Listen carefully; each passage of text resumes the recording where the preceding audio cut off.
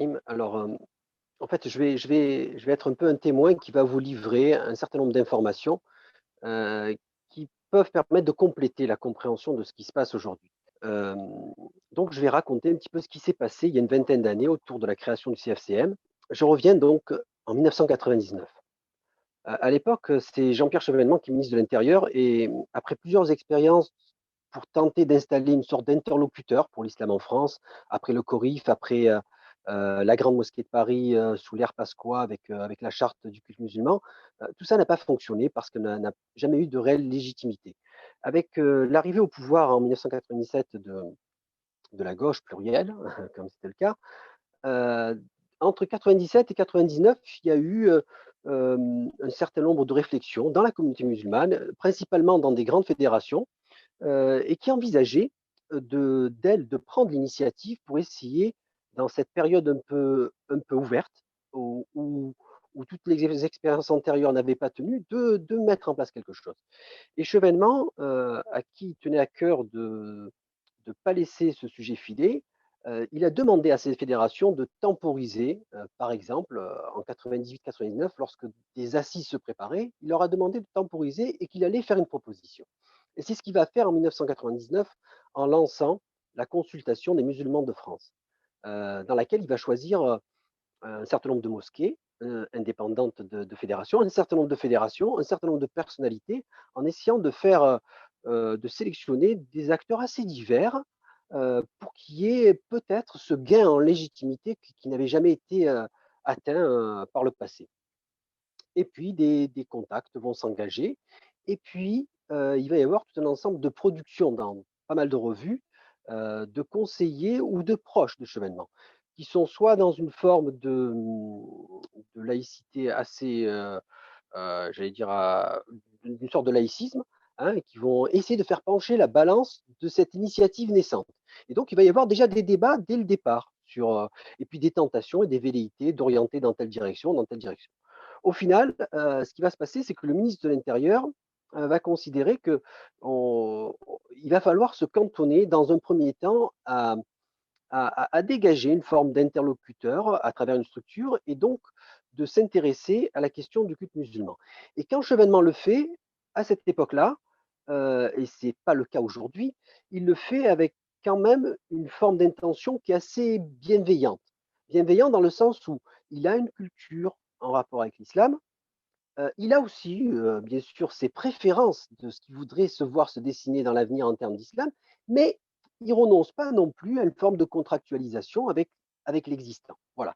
Donc il y a une sorte de chose qui se met en place, mais la volonté de Chevènement à cette époque-là, ou en tout cas telle que moi j'ai pu l'apercevoir, elle n'est pas des calculs électoralistes, mais c'est vraiment dans une période 99 où on est encore à 3 ans des échéances majeures de 2002, d'essayer de faire avancer cette question et de pacifier, de pacifier bien sûr avec aussi, je l'ai dit, sa part de conviction. Et alors qu'on va s'approcher du lancement concret et, euh, et officiel de cette initiative, euh, il va surgir un texte qui s'appelle Principes et fondements juridiques qui régissent les rapports entre le culte musulman et la République française. Et c'est un texte qui, je conseille aux uns et aux autres de le retrouver, qui rappelle un certain nombre de règles qui existent pour tous les autres cultes et qui, quand même, à certains endroits, amène quelques spécificités qui vont choquer un petit peu un certain nombre de musulmans. À l'époque, une grande fédération de jeunes musulmans en France avait même sorti un communiqué en disant non au serment de la suspicion, comme l'a très justement évoqué Jean-Marie Brun, c'est-à-dire qu'on n'a pas à nous faire valider qu'on est d'accord et qu'on va respecter les valeurs françaises alors qu'on est déjà français. Voilà. Et ce texte, il va créer des polémiques alors que le ministère de l'Intérieur va en faire un préalable pour tous les acteurs invités à la consultation pour que la consultation soit lancée et que les participants y participent. Et ce texte, il a presque failli faire tuer dans l'œuf l'initiative gouvernementale, tellement les tensions ont été grandes au sujet de ce texte. Et le 28 janvier 2000, le ministre de l'Intérieur décide d'accélérer les choses en invitant tous les participants à la consultation pour le lancement officiel. Et tout le monde espère que ou ce texte sera mis de côté, ou il sera complètement amendé. Bref, j'arrive moi ce jour-là, place Beauvau, et je rencontre donc tous les participants à la consultation, et nous sommes dans les couloirs, nous sommes accueillis par les conseillers de l'époque, Alain Billon, feu Alain Billon, qui est mort depuis, qui était un conseiller d'une grande qualité, d'une grande connaissance en tout cas sur ce qui pouvait avoir trait aux musulmans en France, et d'une grande courtoisie. Et donc, il essaye, alors que le ministre n'est pas encore arrivé, bien sûr, c'est lui qui arrive en dernier, il essaye de nous convaincre que ce texte, c'est qu'une étape, et qu'il faut le signer, et qu'il faut avaler la couleuvre, et que le ministre, il ne peut pas faire marche arrière, il ne peut pas se permettre de perdre la face par rapport à ce texte, parce que ce texte, c'est justement le gage que le ministre donne à une autre partie de l'opinion et de groupes de pression, que voilà, il ne va pas céder sur un certain nombre de choses, etc., etc. Malgré ça, les acteurs présents sont réticents. Et finalement, on va s'installer autour de la table et le ministre de l'Intérieur va arriver. Et il va tous nous saluer un par un en faisant le tour de la table. Et ensuite, il va s'installer et il va commencer nous parler. Il va parler de manière assez positive de ce qu'il entreprend, d'accompagner. Hein. Il va bien préciser que l'administration est là pour accompagner, qu'en aucun cas l'État ne s'ingère dans les affaires du culte, mais en tant que témoin de bonne foi et accompagnateur et facilitateur, on va vous accompagner. Et ensuite, il va donner la parole à chacun des participants, juste pour leur donner l'occasion de dire un mot. Et puis, il y a deux huissiers, donc des employés donc, du ministère, hein, en habit traditionnel, républicain, qui arrivent avec des parapheurs et qui commencent, alors que la parole est en train d'être échangée, à circuler le long des tables et à faire signer les gens. Alors, certains ont signé assez rapidement en pensant que c'était peut-être une sorte de feuille de présence, mais en fait, ce qui était en train de passer, c'était le texte, principe et fondement juridique. Et c'est qu'à la fin que tous les acteurs s'en sont rendus compte.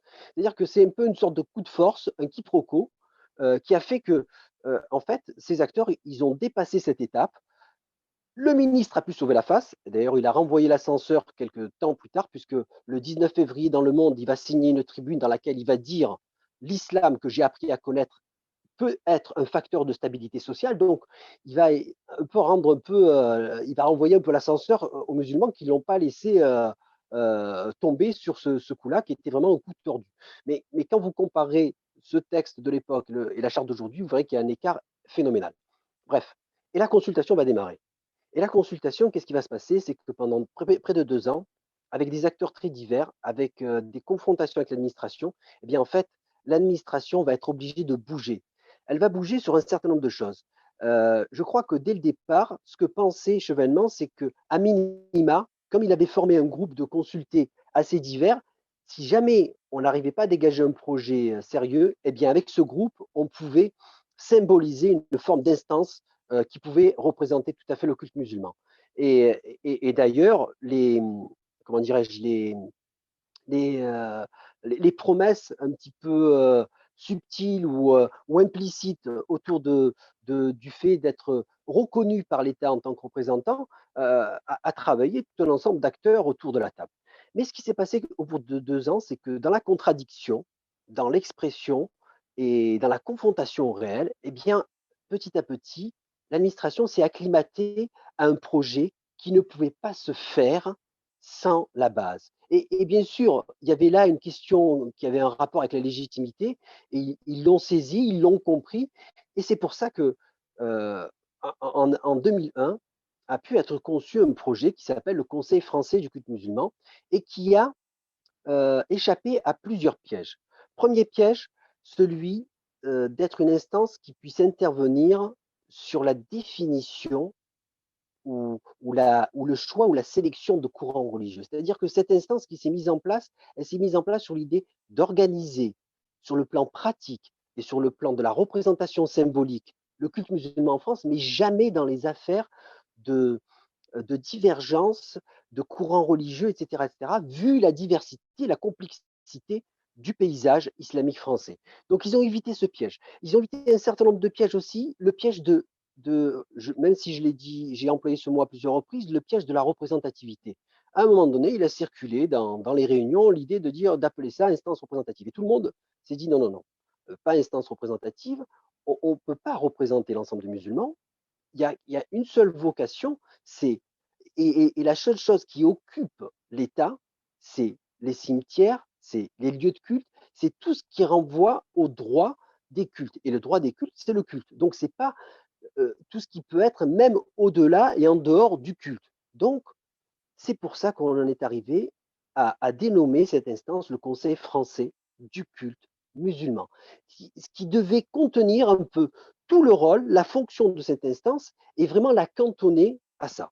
Voilà. Donc, si vous voulez, en 2001, on arrive avec un projet qui est assez équilibré, qui n'est pas parfait, mais qui permet de répondre à des réelles nécessités. C'est-à-dire que euh, si on en reste à quelque chose d'objectif, en France, l'islam n'a pas d'église comme les autres cultes, donc il fallait une sorte de cadre un peu qui ne déforme pas la religion islamique, qui a une certaine souplesse et autonomie dans l'organisation, mais en même temps qui puisse répondre au cadre un peu administratif et très hiérarchisé qu'on connaît dans l'Hexagone.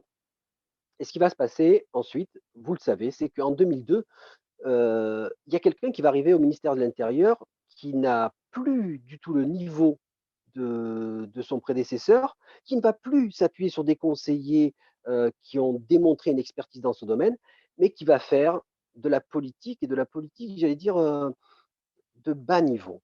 C'est-à-dire qu'en 2002, quand Sarkozy arrive à l'intérieur, il arrête la consultation pour la mise en œuvre concrète du projet. Au lieu de recevoir tous les consultés en même temps, il va les recevoir un par un et essayer de mettre la pression sur chacun d'entre eux. Il va finir par partir à Rabat, il va aller à Alger, il va réintroduire euh, un poids des chancelleries alors qu'il avait été minoré tout au long de ce processus. Si vous voulez, aujourd'hui les médias disent que c'est Sarkozy qui a créé le CFCM. En réalité, il en a été le fossoyeur, puisque ce qu'il va faire en 2002 pour le lancement concret de cette instance à travers l'organisation d'élections, c'est il va s'aborder tout un ensemble de choses qui permettaient à cette instance à la fois d'avoir une forme de légitimité, d'avoir une forme de régulation euh, dans la confrontation, dans la régulation et dans la consultation de ses membres. Et les élections qui vont se dérouler en 2003, elles vont se faire euh, avec un deal qui est le suivant. C'est-à-dire, d'accord, ok, dans les régions, vous aurez vos élections, vous aurez vos conseils régionaux du culte musulman, parce qu'il faut des instances locales pour régler des problèmes locaux. Et l'instance nationale n'a qu'une vocation symbolique et nationale. En revanche, le président du CFCM, ce sera quelqu'un qui sera coopté. C'est-à-dire que je vais vous dire dès maintenant qui sera le président du CFCM. Donc, des élections, mais pas jusqu'au bout. Et la plupart des acteurs, par rapport à tout ce qu'on a vécu auparavant, vont dire, ben, ça sera déjà un pas. Si on arrive au niveau local à travailler concrètement, peu importe que ce soit un tel ou un tel qui aille chaque année au vœu de l'Élysée pour représenter le culte musulman. Le problème, c'est que moi, j'ai été élu au Conseil régional du culte musulman PACA en 2003, et entre 2003 et 2006, il y a eu des choses formidables en région PACA, comme dans plein d'autres régions. Il y a eu vraiment un souffle dans l'interaction entre les préfectures, les mairies et ces nouveaux conseils qui avaient un petit peu, qui avaient un petit peu de quoi travailler, de quoi se poser des questions sérieuses, concrètes et de travailler. Voilà. Et à partir de 2006, en fait, la situation va devenir intenable pour les représentants qui sont cooptés au niveau national, puisque les élections risquent de les éliminer à nouveau. Et donc, en fait, euh, de là, il va y avoir, au fil des élections jusqu'à maintenant, de moins en moins de votants, de plus en plus de tentatives de maîtriser le sort de ce scrutin, ce qui explique en grande partie en fait le discrédit progressif de cette instance et le fait qu'elle n'ait pas réussi à s'atteler à un réel travail comme il aurait été le cas comme il était prévu depuis le départ. Donc, il faut bien comprendre qu'aujourd'hui, ce CFCM, en 2020, il est constitué de fédérations dont la seule, j'allais dire, le seul, la seule, le seul horizon, c'est pas la satisfaction des besoins euh, du culte musulman ou même des besoins, des nécessités de l'intérêt général de leurs concitoyens, c'est la reconnaissance étatique. Ça veut dire que chaque fédération qui est présente aujourd'hui au CFCM, en fait, ne tient qu'à un seul fil, celui qui fait qu'elle est reconnue ou pas par les autorités. Et donc ça permet de comprendre qu'aujourd'hui la charte, elle est proposée au CFCM de manière assez facile. Je veux dire, le gouvernement n'oserait pas proposer directement cette charte à l'ensemble des musulmans. Donc il le fait à une instance qui est dans un état de discrédit, qui est tenue par cette reconnaissance à laquelle il tient. Et Dieu merci d'ailleurs, cette charte, pour l'instant, elle est contenue dans cet espace-là du CFCM, dans lequel, effectivement, l'action du gouvernement et l'ordre et les consignes depuis 2 mois mettent une pagaille folle entre les fédérations, les mettent dans une situation intenable parce que ceux qui signent se discréditent aussitôt, ceux qui ne signent pas se mettent en danger.